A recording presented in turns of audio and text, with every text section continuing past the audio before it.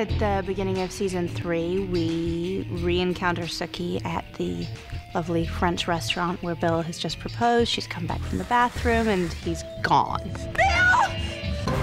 We pick up with Bill in a calf full of werewolves feeding on him. Bill has to work out a way to overpower them.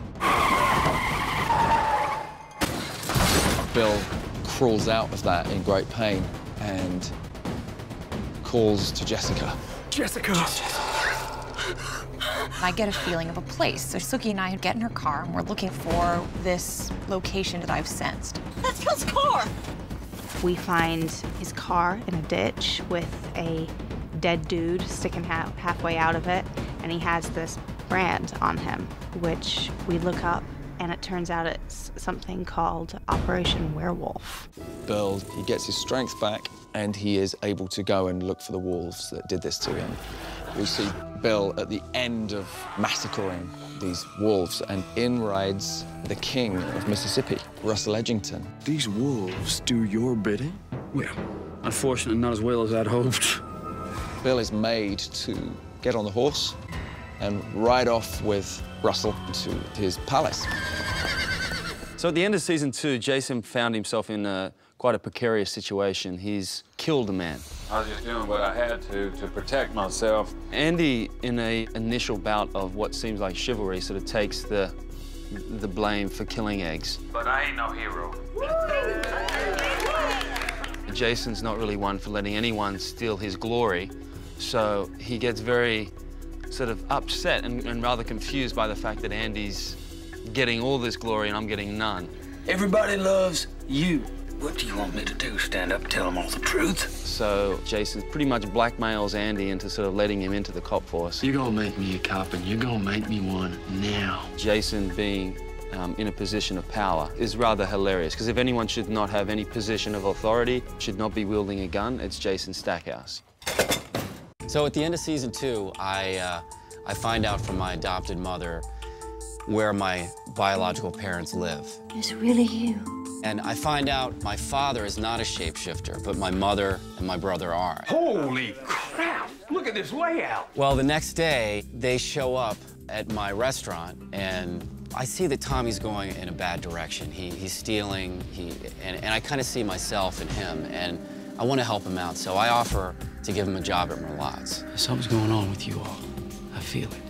Arlene says, what's going on with that mean dog that your parents have? What dog? That mean-ass looking pit bull that your mom and daddy brought out of the house and piled into their van this morning. Like you don't know. We find out that my dad was making Tommy fight as a dog in dog fights. Bill's out there somewhere, in danger.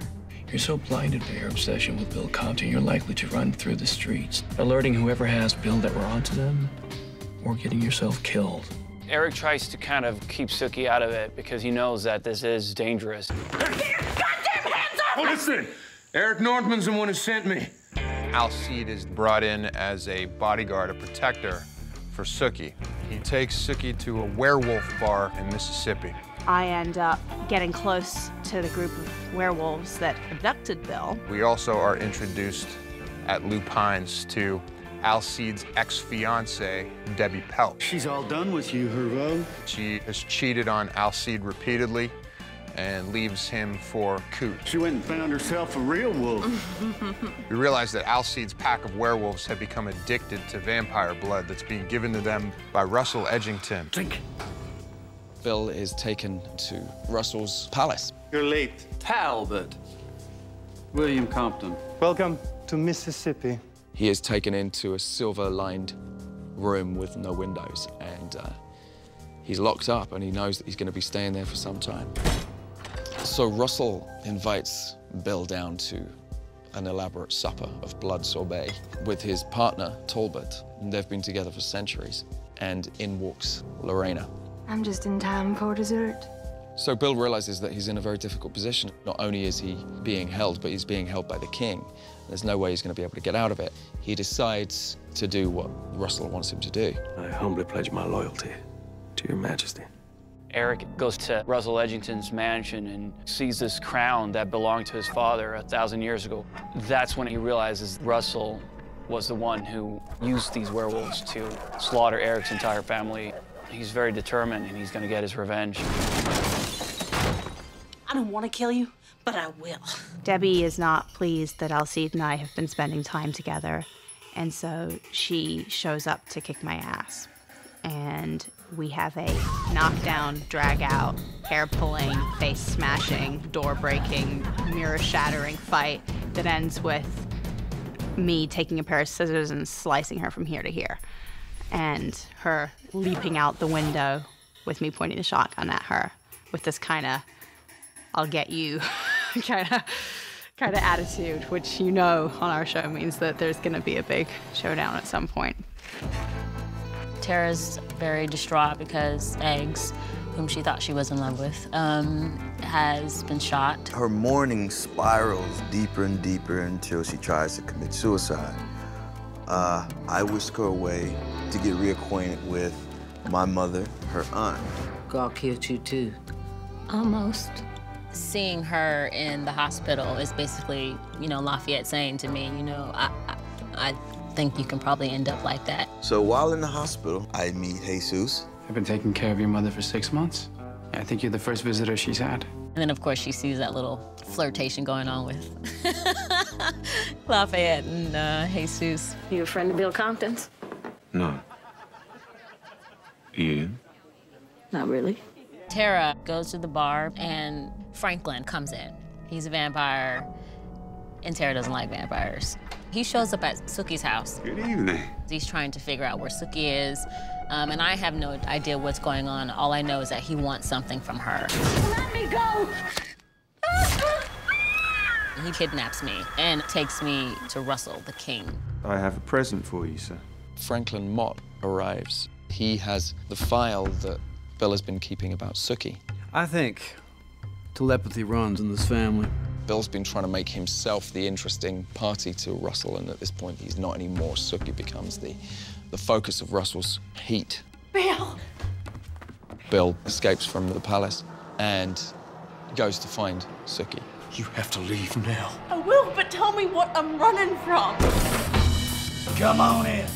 It's been a trap, because as soon as he gets there, that is where Russell turns up. In a scuffle with Coot, I shoot my magic fairy light at him and send him flying across the air. Fantastic! We end on Russell watching and realizing that he's met something very special indeed. Andy gets a call saying that there's been somewhat of a drug bust at Hot Shot. I ain't never been Hot Shot. Nothing to write home about. While he goes in to make an arrest, I'm waiting in the car. Meanwhile, this ethereal figure appears in front of him, and then as quick as she appears, she's sort of gone. But she leaves Jason with such a feeling of, who was that? I want to know more. Take a walk with me. Jason now is really head over heels at this point. I do find out there's something more than meets the eye with Crystal when I sort of come home after yet another stressful day in Bon Tom and see sort of a panther hovering near the bed. And that panther quickly changes into Crystal, and he realizes this is the woman I've been dating. So you turn into a panther? What the hell? That ain't so bad.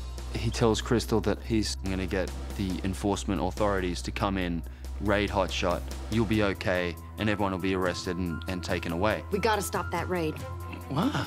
Because all those innocent kids. So when Jason arrives to this town to warn them, Felton appears out of nowhere with a gun in his hand, subsequently shoots Calvin, Crystal's dad, and then threatens to kill Jason. You know, with you and Daddy both gone, well, somebody got to take care of everybody that's left. He grabs Crystal, puts her in the car. Those two drive off together, but before Crystal drives off, she sort of says, now, Jason, I'm doing this for you. What you've got to do for me is look after this sort of tribe of people. These are my family, so make sure that they are protected. Felton takes all the V with him, so when the DEA do turn up, there's nothing there for them. And once again, Jason gets the blame. Your so-called deputy here tipped the suspects off. Whole place was cleaned out. Lafayette. So I'm at work, and Jesus shows up, and I immediately get a bad feeling because the only reason why he should be showing up at my job is to tell me that something has gone wrong with my mother. You ain't got to be gentle, Jesus. She hated me and I hated her. Just tell me how she died. However, he showed up to ask me on a date, which takes Lafayette by surprise because Lafayette don't do dates. You know, his love is sold. You ever do it? Sometimes. I want to do it with you. Jesus wants to do a V-trip with me. So after our V-trip, I started getting these side effects. Lafayette. I'm freaking out. I don't know what to do. So Jesus is the first person I call. I think you just opened up something inside you. He explains to me that he's a brujo, which is a male witch. You said somebody taught you magic? I don't know what to think about that just yet. And I don't know what to think about him being a brujo. There's something different about the chili tonight. It was tasting kind of flat, so I put a pinch of Cinnamon. cinnamon in it. Yeah, how the hell you smell that? I put a half a teaspoon in the whole pot. I'm pregnant again. So Arlene finds out that she's pregnant. We're gonna have a baby? Yes, we are. You're gonna be a daddy. Thank you. She finds out that the timing is a little bit off, and that the baby is actually Renee's. And that freaks her out. Renee was a killer.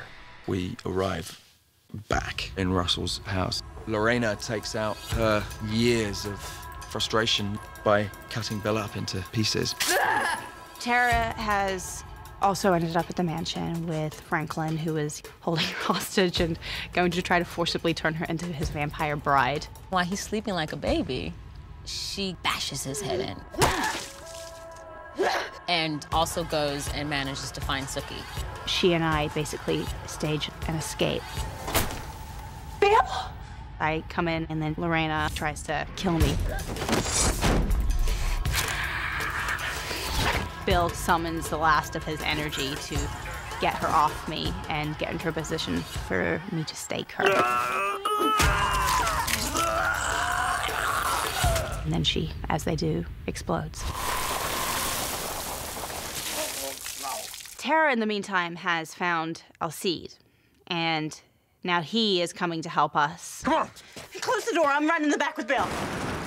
In a possibly misguided attempt to try to get him back to life, I cut my own arm open to feed him. He starts coming back to life as he starts taking her blood, and he can't control himself. His sort of animal instincts take over, and he practically drains me completely before he realizes who or what he is or where he is. As we're getting away in the truck, we pull out on the side of the road. Tara and Alcide come back to check on us. Tara basically loses it. Get out! Mysteriously, he doesn't start to burn right away. That's the first pointer that Bill has stumbled across something about what Sookie is. Meanwhile, I get taken to the hospital. While I'm sort of unconscious, I go off onto this alternate plane and meet this very seemingly lovely lady named Claudine. And she is warning me that Bill is bad. You know, he's gonna steal your life. Do not let him take it from you.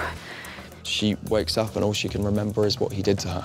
We have another horrible conversation about why we can't be together. And Bill walks out of the hospital and out of Sookie's life. Would you please come in? Hoyt's got me blindfolded, and we end up at a tiny little house. And it's beautiful and cute and needs a little bit of work, but Hoyt tells me that he's bought it, it's his, and he wants me to come and live there with him, and if we can, he would love to marry me someday. I love you so much. Well, even though Hoyt and Jess seem to be in a really good position, we've still got the issue of his mom. She is a killer. They're all killers. She would do anything to see her son freed from me, so we'll have to see what comes from that. I show up at the bar, I'm drunk, I yell at the patrons, I yell at my waitresses, and I fire Tommy. You're my brother, Sam. I'm sick of you. All right, it's over now. Well, the next day, I drive to my apartment. I'm gonna go in and apologize to my brother. He's gone. I get a sense that maybe he went for the money. So I haul ass to the bar. I go in, the safe's gone. I get my gun, and I go after Tommy. I finally catch him, and I just ask for the money. And he won't give it back. And he says, "You're not gonna shoot me." And he turns his back on me and starts walking off. I aim the gun, and I fire. And that's where we left off. When I bash Franklin's head in, I think that I'm good, and I think he's gone. But he shows up at Merlotte's, and him and Tara have this really intense scene. Oh, your heart is beating so fast. But my favorite hero comes in and saves the day. And then Jason basically confesses to her that he shot eggs. And that's the blow. Tara knows that she's got to get out of Bon Ton, but she doesn't quite know where she's going. So Eric is trying to figure out how to get his revenge. Russell took Eric's entire family, and there's only one person that Russell really cares about, and it's Talbot. So Eric seduces Talbot and then kills him. Talbot. Eric shows up covered in Talbot's blood in a panic. He knows that he's gonna die now. Russell is almost 3,000 years old. He's a very, very powerful vampire. Nearly 20% of the country remains undecided. You are not our equals. We will eat you. We've been forever saying that we are just like everybody else and we can be trusted and we can come out and live amongst you. And then the king, you know, rips somebody in half on national television. Who are the authority? What gave them the authority? Nothing. No one. They took it, as I am taking it today. I no longer recognize the authority. Bill has a trip into the alternate realm and meets Claudine. What in God's name are you? He finally goes and finds Sookie to tell her what she is and what her place is in the world. I'm not entirely sure what it was or how I even got there. Perhaps it's because I had drunk so much of your blood. He finally tells me what I am. I'm a fairy? How fucking lame. She doesn't think it's very cool to be a fairy. As it turns out, the reason that the fairies have left the quote-unquote human plane is because vampires had drained them almost to extinction. Daywalking has been a long-held sort of mystical dream that people have heard about, and they don't know whether it's true or not. That if you drink the blood of a fairy, you can daywalk, you can go out in the sunlight. Is it true that Sookie's blood let you walk in the sunlight?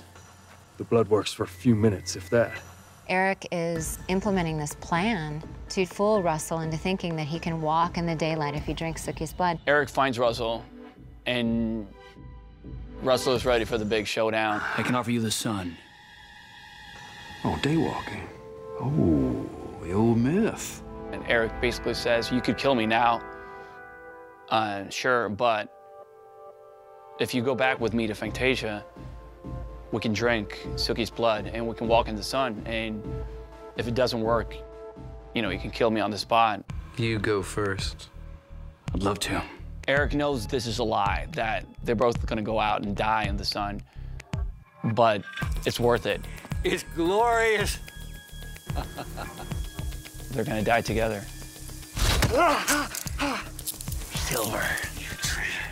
Russell can't do anything, he can't escape. So as Eric and Russell are dying out there, Sookie comes out and drags Eric back into Fantasia. Godric appeared to me and asked me to spare Russell. Eric doesn't just want to kill him, he wants him to suffer. So he comes up with this idea that they could bury him in cement. He won't be going anywhere for at least 100 years. The last second, Bill kind of pulls a smooth move on Eric and chucks him in there too. I'm back at the house, Bill's showing up, basically saying, you know, I killed them, I'm gonna kill anyone who knows who you are, I'll make sure you're safe. Russell, Eric. Pam, the queen. And then Eric shows up. He decides to tell Sookie the truth. He explains that Bill was sent all along to procure Sookie for the queen. What about you letting two psychos beat her within an inch of her life so you could feed her your blood the night you met? Think she'll forgive you for that? She's had enough with vampires. She tells both Bill and Eric to leave her house, and she never wants to see them again. I rescind my invitation! No! The last we see of Bill at the end of the season, Bill is at home and Queen Sophiane turns up. She believes that she's coming to finally get to see what the fairy is all about. Bring me the girl. But Bill has another plan. Only one of us will leave this house. The last we see of him is attacking Sophiane in midair. everything that I thought was the truth or real has all just kind of shattered. And so I go down to the grave where my gran was buried, and then Claudine shows up. Come with us. Well, why wouldn't you at that point? And then a nice burst of warm light and we disappear. The end. Season 4 is a lot about our true identities being revealed. You'll see Lafayette dive into a world that he has never been in before. It's a brand new Eric you're gonna meet in season 4. We have again dire situations. A lot more blood, a lot more sex, all the things that True Blood's sort of famous for. And then you've got the witches. Return her to the plane of the living. There may be some happiness for a while, but then it's True Blood, so the drama will start. We sort of take it to the nth degree. Oh, what have we here?